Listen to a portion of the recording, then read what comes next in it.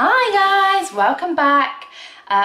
If you've watched my other birth story, I'm doing both of them together. So yes, I'm wearing the same clothes, yes, I'm in the same room, but I want to do them both so they're done.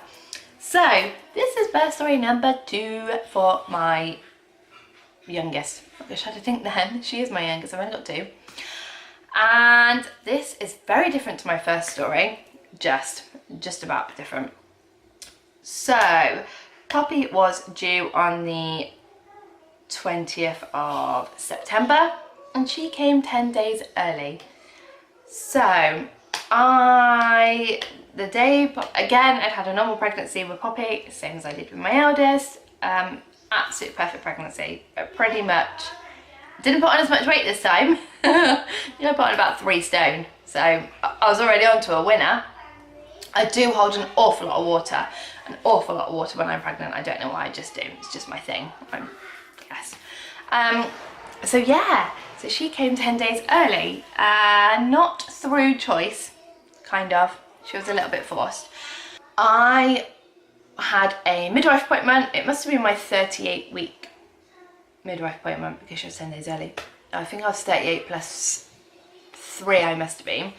And she had my normal appointment in the morning, everything was fine, they listened to her heartbeat, perfect. They did tell me she was back to back. So they said when you go home, try and do a couple of movements they told me what to do to try and get her to turn. I was like, okay. So back towards the end of my pregnancy, Olivia had only just started school and she was doing half days. So I remember going home and doing some of the things they told me to do. Then I walked up to pick Olivia up from school, walked home. I thought to myself, do you think I felt a move as much today? It's probably because I've done a lot of walking. Obviously I was heavily pregnant and I'd done the walk to school, which was probably a good 20 minutes. And it was fairly warm. So I just sort of pushed it aside and thought, I've been busy, it's fine, I've been busy, she's fine. Anyway, the day went on, I had tea, still a bit like, she's not very active. What's going on? Anyway, fast forward to about 8 o'clock and I was sat on the sofa and I was poking her. She didn't ever like being poked when she was in my tummy. So normally if I used to poke my tummy, she'd get a bit aggy and she'd move. So I poked my tummy and it's not that she wasn't moving, she just wasn't as active as she always is.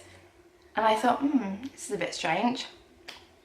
Kind of pushed it aside, but equally was very like, this is a bit, So I went upstairs. I was like, do I ring the midwife?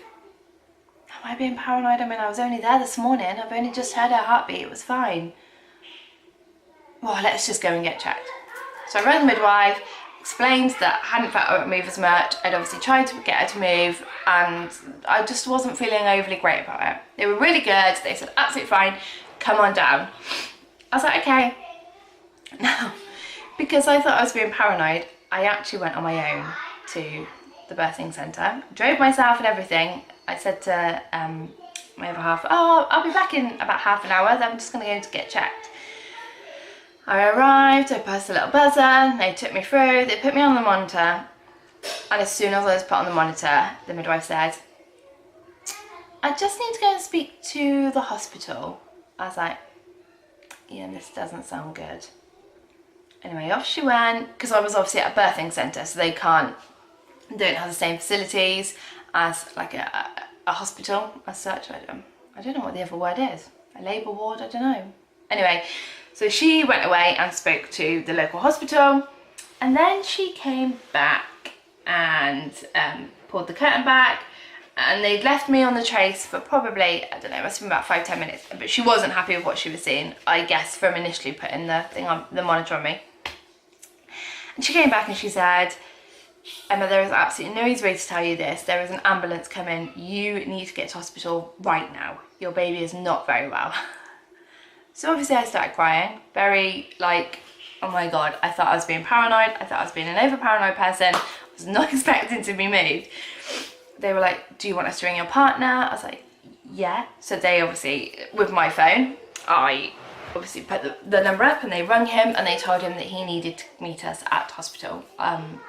I don't think they alarmed him, they just said there is an ambulance coming, we don't have time to wait for you to get here, Emma's going in the ambulance, you must go and meet us at the hospital.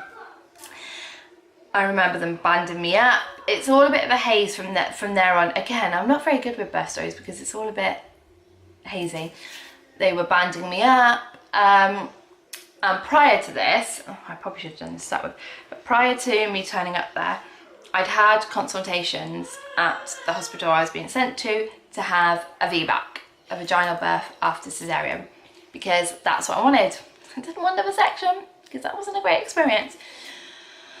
So I was obviously a little bit sad at this point because the midwife was saying, you know, depending on what happens when you get there, you may not be able to have a VBAC, you might have to have another section. And I was like, okay, I don't really want one, but you know, whatever's best for baby, whatever's is best. Baby! It's your second! Stop. Whatever is best for all of us, you know, if that's where it has to be, then that's where it has to be. So I'm fairly certain I walked myself to the ambulance. They obviously offered me a bed, but I felt a bit silly. So I was like, no, it's fine, I'll walk myself. So I walked myself into the ambulance, was put on the bed, so the midwife came with me, we had a little chat on the way to the hospital, and the blues and twos were going, which is just great when you're going in thinking you're just being super paranoid for you then to be blue lighted to hospital. It's a bit of a scary experience. So anyway, I was blue lighted to hospital, they were prepared for me when I got there, very prepared for me. So I went into the room, and basically what the issue was, her heartbeat was 192. I think it should be around 160. I don't know, I'm not a medical profession. I'm sure they told me that's what it should be. This was a while ago now, she's 4, so it was a while ago. So basically her heart rate was way too high and she was obviously a little bit distressed, hence why she wasn't moving. So the consultant, I'm sure it's consultant that came in, was consultant, she said they were going to try and break my waters. Basically the option was to break my waters. Because I'd had a section before, they're really funny about inducing you and giving you hormone drips because of dehiscent, which is where the scar ruptures from the outside, from the inside out. And they actually did think that might be what was happening to me. They thought that maybe the inside scar was starting to burst open, hence all of this issue. So they didn't want to do anything to make it worse. Anyway, they tried to break my waters and they couldn't. So they thought. So they said they would leave me on the trace for half an hour, then they would scan me, and then it would be a section. And I was absolutely gutted that I'd have to have another section. Absolutely gutted. Anyway, off they went, and I remember almost trying to doze off, and then I woke up and I was like, oh my God, Patrick, go and get a midwife, I'm bleeding. And he was like, what? I was like, I'm bleeding, go and get, something's going wrong, I'm bleeding. And I wasn't, my waters are gone. So I now know that I definitely didn't feel them when they went the first time, with my first, because I know what it feels like. Anyway, we pressed the button and the midwife came back and she started laughing about how they obviously couldn't leave me because now my waters have gone and I would have to go to the labour room. So they checked me and I think I was about 3-4 centimetres, so I'd gone from nothing to waters breaking and effectively being in labour quite quickly. So they were super chuffed because that's what they wanted. They didn't want to give me a section and I didn't want a section. So we were all chuffed that labour was moving along. Anyway, I think this was about 1-2 o'clock in the morning, and then I sort of progressed all night. They kept offering me pain relief, but to be honest, it wasn't that bad. And I kept thinking, I know this gets worse. I know this is about to get a lot worse. So I didn't want to wimp out too early this time. And I just carried on progressing, blah, blah, blah, blah, blah, dozing and out of sleep. Then at 7 o'clock, the consultant came in and she wasn't happy with my progress. She checked me and I was about 7 centimetres. Obviously I'd been checking me through the night and I hadn't gone very far. So they weren't happy with how quickly I was progressing in labour. So it was back to section talk. She decided it wasn't happening quick enough. So basically I had to be sliced and diced again. And this would happen at 12 o'clock. They would leave me until 12 o'clock I was scheduled to have my section at 12 if nothing happened sooner. So anyway, we spoke and we agreed that Patrick would go home and get the car seat because, you know, obviously things were moving along, and clothes for me, and obviously I'd packed my hospital bags, thankfully, but I hadn't taken anything because I'd gone thinking, oh, you're a paranoid person, but I wasn't being paranoid. So he went and got everything that we needed because it was quite clear baby was coming today, which was the 10th of September that she was coming, that was it. And he was under the strict instructions that he would be back at 11:30 ready for my section at 12. Anyway, when he left, the consultant came in and she said, we're going to leave you until 11. 12's too long, it's been too long, time's getting on, we're not waiting any more longer. So I was like, So I rang him, I was like, you've got to be here at 10:30. It's not happening. So I just kind of like mooched along for a couple of hours. Then at about 10:30, quarter to 11, they gave me the form. They told me obviously if anything was to happen, I had to sign to say I had to sign to say that I'd understand that a hysterectomy could be carried out if my life was in danger. So I did all of that. Then I was frantically trying to ring Daddy because he wasn't there at this time. He was trying to get parked. Parking at a hospital is a nightmare. So I was trying to stall them a little bit. They were willing to wait. He was there. He was like in the premises. He just couldn't park. So they were willing to wait for him to. And they were like, you're still 7 centimeters. Section time. So again, sorry, I've missed that bit. Filled in the forms. I remember signing it. And I remember as I was signing it, I was crying and begging. I was now begging for another epidural because it was hurting. Something else I've got to say, this was my worry that I forget stuff. With this birth, I decided I wanted everything. Whatever they were offering me, I was taking it. I wanted an epidural, I wanted Peptin, I wanted gas in air. I knew it hurt. I wanted whatever was on offer. So I was begging at this point for an epidural because I was still only 7 centimeters and they said I could have one, and I'd have one anyway because I was going for a section.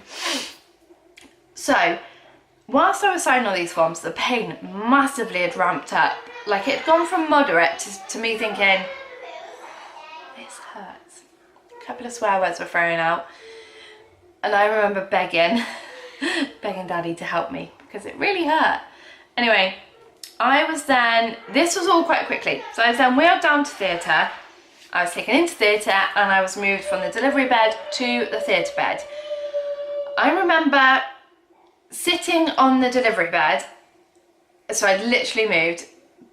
They'd taken Daddy off to get changed into his scrubs, and they were trying to put the drip in my hand and trying to like get me all ready for the epidural. And then I remember saying to the midwife, I'm pushing. And she was like, no, Emma, you can't be. You can't push. And I was like, I'm pushing. I'm telling you I'm pushing. I'm pushing my baby out. And she was like, what do you mean? I was like, I'm physically pushing right now. And they were like, no, you can't be. Let's check. I remember lying on the bed, telling them still that I was pushing. And they were like, Emma, I don't know what's happened, but you've gone from like 7 centimeters to actually, you're right, you are pushing. And I was like, yeah, I just told you that. So it was all panic, out of the delivery, out of the theatre, because they decided I was going to push. They were giving me 1 hour. The agreement when I had this baby was I would only push for 1 hour this time. It wouldn't be 3 hours like before, it would just be 1. So the consultant said she's got 1 hour. 1 hour to push this baby out or she's back in here. So I don't really know why they moved me out for that reason, but they did. So literally as they were bringing Daddy in, they were like, no, she's going back to the room, she's pushing. So as well back to the room, and I pushed for, it was literally 1 hour I think, because I remember Daddy saying that it got to the head just about coming out, and the consultant came back in the room and said time's up, and they were like, no, baby's here, she's done it. So, okay, baby's here, she doesn't need to go, baby's here. Anyway, so having gone from wanting masses of pain relief, I didn't have the epidural because I couldn't, because I was pushing, and I just had gas and air. So I I pushed, out she came, she was put on me, and oh my gosh, that moment, I was so proud of myself for not having any pain relief and for physically pushing a baby out, because I'd obviously thought that I was going for a section, and I was so chuffed, so chuffed with myself. And she was put on me, and then it all went wrong. It was all very brief, very quick. I remember them putting her on me, rubbing her, the alarm went, she was taken away. The room filled with people, I mean literally filled with people. So I was here on the bed, looking here, so I was here on the bed, this is me lying on the bed this way, and Poppy was here, and the doctors were all stood around her so I couldn't see her. And no one really told us what was going on at that point. We weren't really sure. All we knew was something was wrong. She hadn't cried, she clearly wasn't pinking up when they were rubbing her, and it was all very quick, very quick. Anyway, whilst they were doing what they needed to with me and still massively overwhelmed, I didn't take in the enormity of what was happening because I was so overwhelmed by the fact that I pushed this child out, just kind of letting them get on with whatever they needed to do. Then I remember I was obviously all fine, I was all done, and the consultant paediatrician, I'm not actually sure what it was, and the next couple of hours are a massive haze. He came and said to me that basically she wasn't breathing. She'd come out and she wasn't breathing, and they'd had to ventilate her, and they were taking her away, and they would let me know more when they could. But for now she was stable, that's all he'd say. And it was all very much shit, what's going on? Again, I don't think at that moment in time I took in the enormity of really what was happening. Like, to be honest, it was huge. She'd come out, she wasn't breathing, they had to ventilate her, so basically she wasn't breathing for herself. So they took her off to NICU, and we were told we would be able to see her when she was stable. So she was born at 13:38, she was 7 pounds 1.5 ounces. I have very small babies, put on a lot of weight though, and she was born at that time, and we finally got to see her at about 6:30. So that's a long time when you've had a baby, a very long time. And then they came and got us, and I went round in a wheelchair, and we went round to see her in NICU. And that is when the enormity hit me of how poorly she really was. She was poorly, and she was quite literally fighting for her life, which is quite a hard thing for a parent to see. I'm smiling now, but I actually do want to cry. We stayed with her for a couple of hours. I told her how sorry I was, because I definitely blamed myself for the fact that I hadn't carried her to full term, and it's very hard when nobody can tell you what's wrong. They didn't know what was wrong with her, they just knew she was very poorly baby. So I saw her for a couple of hours. Right, I just had to move because the camera died on me, so I'm not sure where it cut me off. But I know I was saying that I wanted to go back to the ward and get settled in because I was hungry. So I did, and then obviously we wanted Daddy to come home and explain to Olivia what had happened, because regardless of what the outcome would be, she was here, and we wanted her to know she was here, but that she was poorly. We didn't show her any pictures, and we didn't explain how poorly she was. We just said she was poorly, so she couldn't come home. That evening, after Daddy had left, the paediatrician came to see me, and I'm not really 100% sure what she said to me. She was there for a long time talking to me, but the bottom line out of what she said that sunk in my head was that she could be brain damaged. Because she'd been starved of oxygen when she was born, she could be brain damaged. And that was their concern. and that there's this new treatment that they've got called head cooling, which for anybody who doesn't know what it is, it's where they cool the baby's body temperature to give the brain a chance to heal at the hope of reducing brain damage. We thought, great, you know. Still not really taking in the enormity of what was happening. I mean, it's such a massive thing to take in, it really is, and it's hard to take it in. So I didn't really take it in, and they told me that there was a doctor, I think, or somebody coming from Stanmead Hospital in Bristol who would assess whether Poppy needed the head cooling or was eligible for head cooling or would get the head cooling. And he was coming tonight, and if she was, she would go tonight. So she was born at 13:38, and this was about 8-9 o'clock at night, and was I okay with her going? Well, of course I'm okay. I'm not going to say no to somebody helping my child.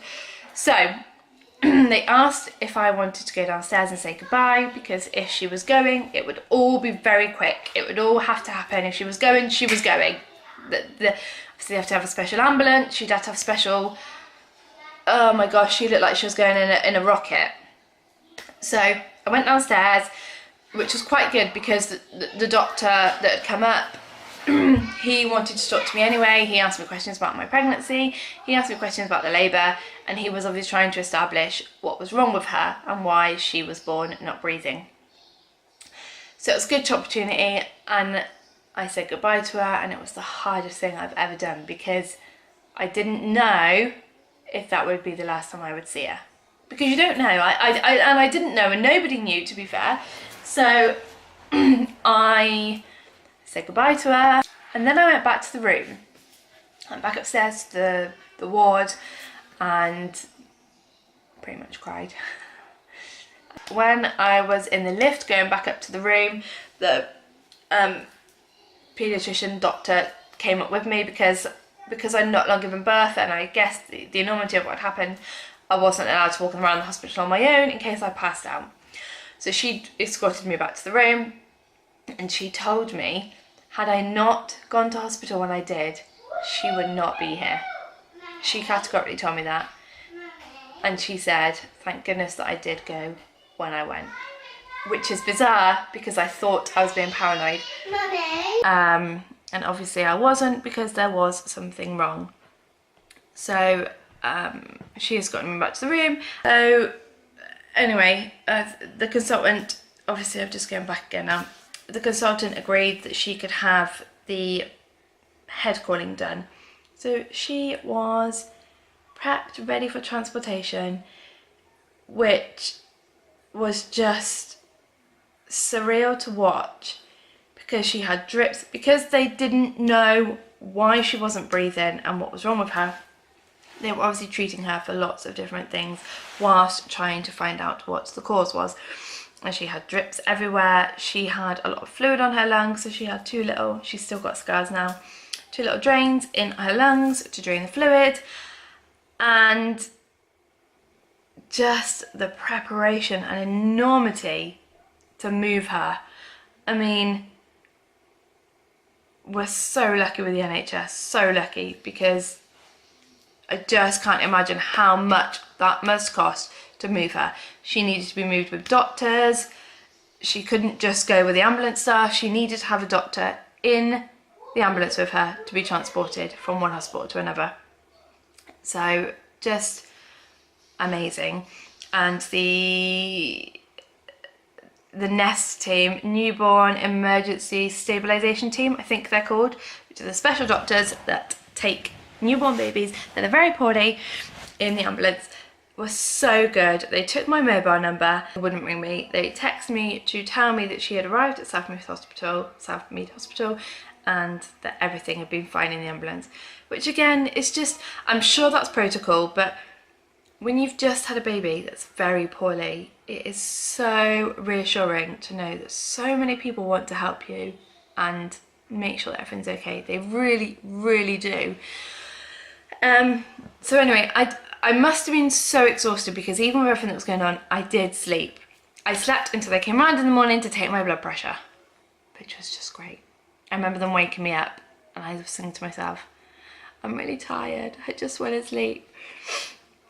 Then they were so good. They said that they'd rung the hospital already for me and that she was doing well in the circumstances. She was having the head cooling, which they do for 72 hours. So for 3 days she would be head cooled and they would monitor brain activity and look for seizures, and ultimately we wouldn't know anything until after that. And she was still ventilated, so she still wasn't breathing for herself. So the hospital were really good. They asked me if I wanted to be transferred to where Poppy was so that I could stay with her. But actually, all I wanted to do was go home. Be at home, I wanted to be with Olivia, and I wanted her to know that we would be as normal as we could be, whatever the outcome would be. So she was obviously moved to staff maid. Then I was discharged from the hospital that I was at, which was great. So they discharged me after they'd helped me express. They showed me how to hand express so I could get the colostrum for Poppy because I wanted to feed her. So I was expressing. They were so good, so good. Then we went to the hospital and I can't really tell you much about what they told me because I pretty much spent most of the visit crying.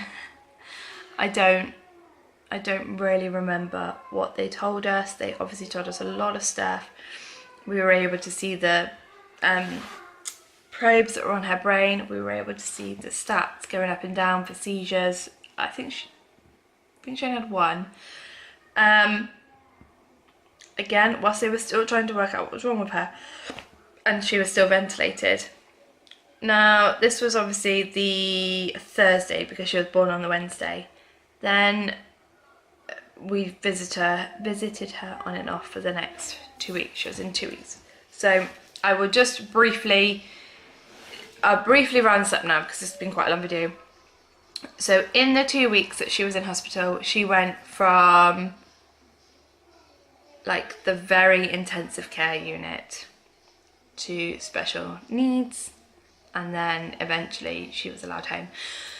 So she had the head cooling for 3 days, and on the Saturday she started overriding the ventilator and started to breathe for herself. It wasn't all the time, but she was breathing enough that they were happy with the progress that she was making.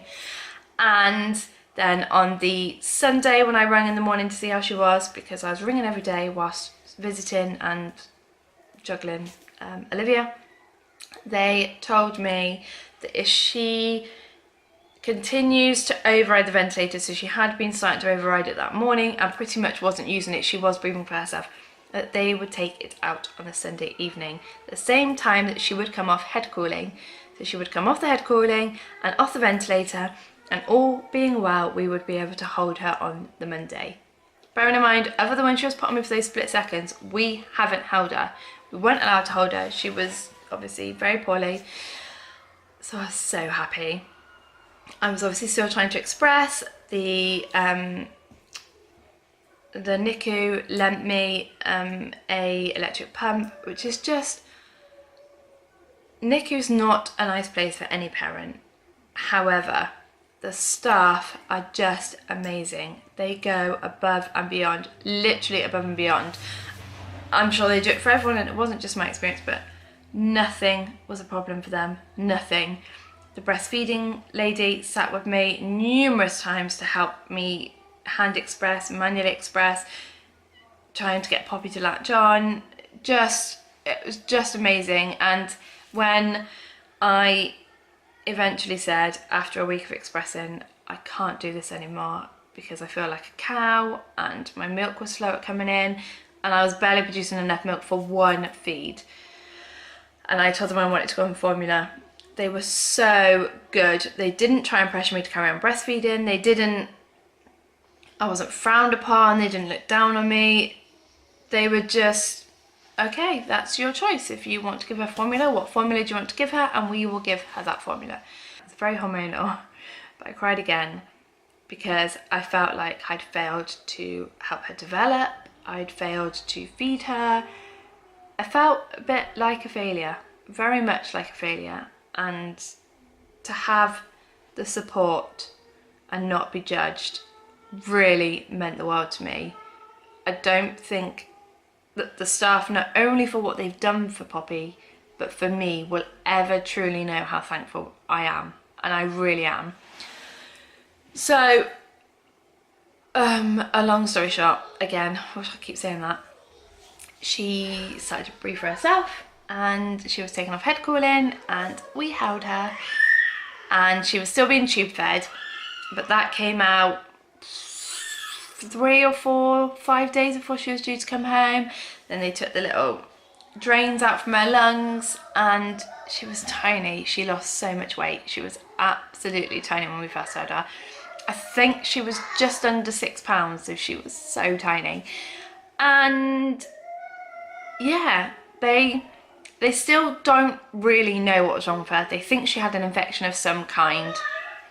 They're not sure what, they're not sure where, but she was treated, and they said to us when she was little, sadly, we would not know if there was any brain damage until it came to reaching milestones and she grew older. However, I'm sure you've watched enough of my vlogs now to know that there is absolutely nothing wrong with her.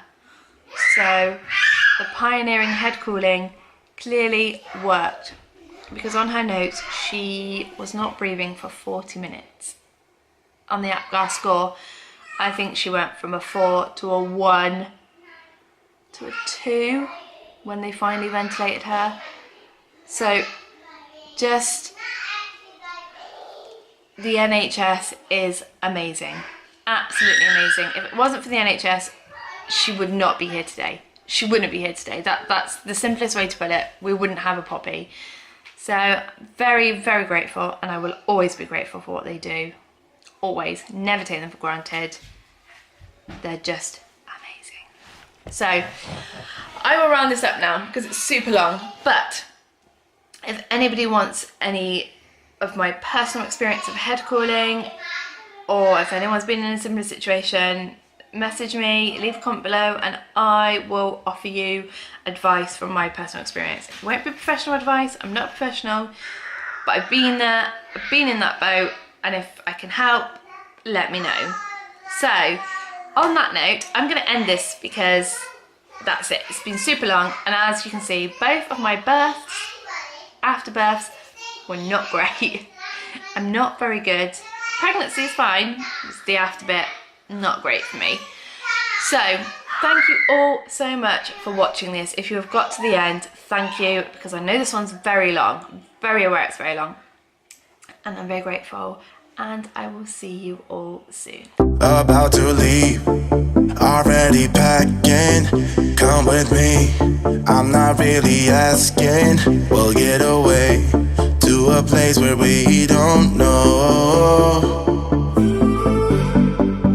About to see the world in action, what we can be, life with no distractions.